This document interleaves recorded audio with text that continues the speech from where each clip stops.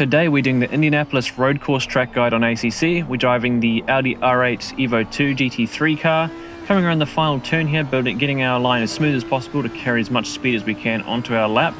Coming down to the first turn, we're going to be looking for boards on the fence on the left there, and particularly the number 400 board, and we're going to be braking just before that. So we'll see it in a moment. There's the first board. And then after that, we see the 400 board. We're going to be braking just before that, maybe slightly earlier in some cars, or maybe even slightly later in a few. Braking just before that, hard on the brakes, down to second gear. Now for this first turn, there's this curb on the inside. You want to try avoid it. If you just hit it, it's not too bad. And if you ramp over it, it's going to probably spin you, so be careful there. Be careful here, and you want to use all the curb on the inside here. Try not drop a wheel on the dirt because it starts bouncing the car around and you lose time by doing that.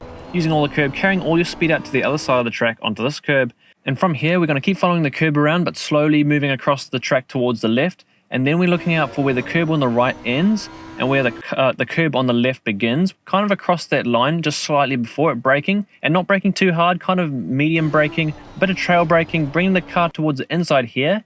And once we get towards the apex, when the front end starts to pull in, we want to begin accelerating out of the turn. And also try not drop a wheel on the grass there, also bounces the car around. So using the throttle to rotate and out of the corner, using all of the track on exit. It's okay if you catch the edge of the curb or that dirt on the outside here. It's not too bad. And from here, we want to turn, make sure we use all of this curb on the inside. Try to take this turn flat. You do not want to touch the dirt on the inside there because that will almost guarantee you a spin, especially in this car.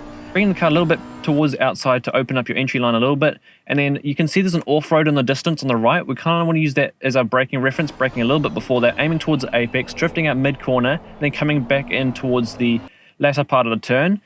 Just like the last few turns, we want to do our best to keep off of that dirt on the inside. Actually catch the edge of the curb there. It's not too bad.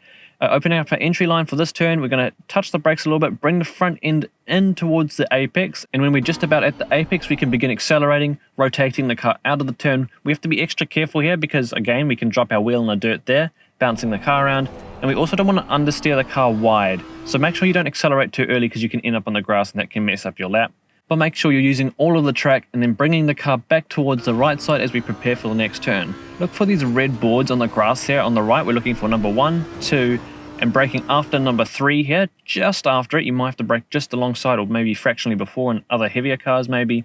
But for this one, braking just after, hard on the brakes, down to second gear. And similar to the first turn, we have the same kind of curb. You can just nip it, try avoid it. Don't mount it too much because again, it can put you into a spin. Then pulling the car, coming back to the left a little bit, opening up our entry line for these S's here.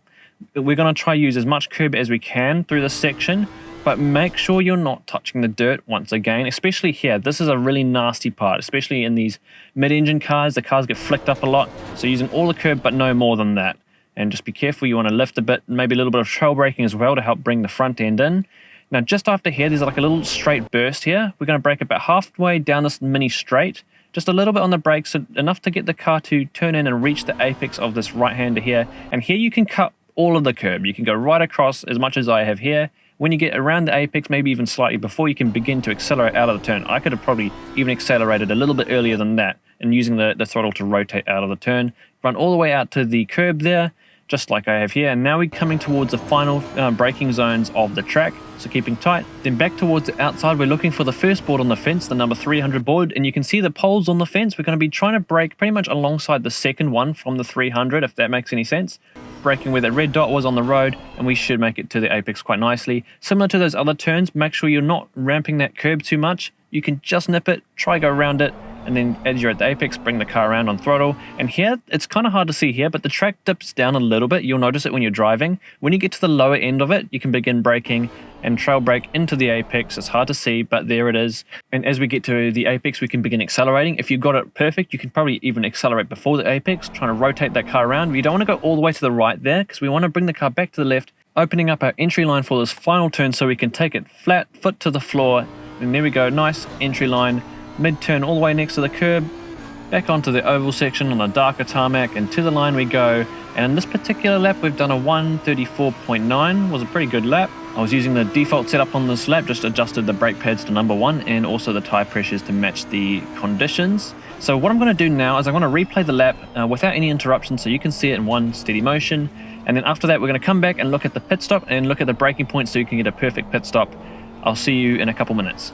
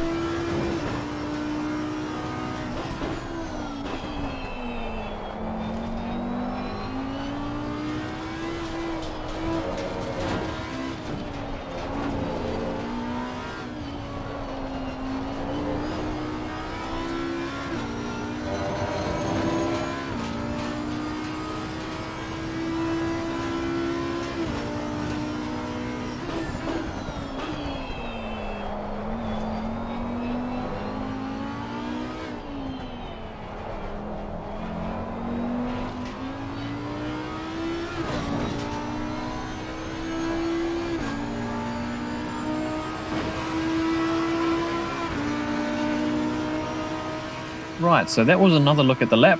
Here we're going to take a look at the braking zones and what we're going to do for the pit entry. So it's kind of complicated on this track. When you come into this turn, you don't want to brake like you normally would. You want to kind of carry your speed through here. A little bit of trail braking so you can make it to the entry of the pit lane right there. You can actually clip the inside grass, carrying your speed to the outside of the tarmac.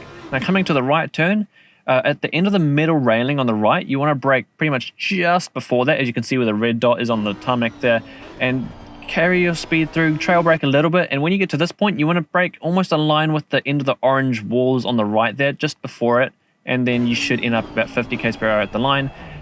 Fractionally before that would have been perfect because I was a little bit in the red as I got to the speed limit zone, but otherwise pretty much fine.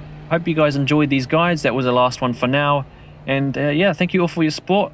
I'll catch you very soon.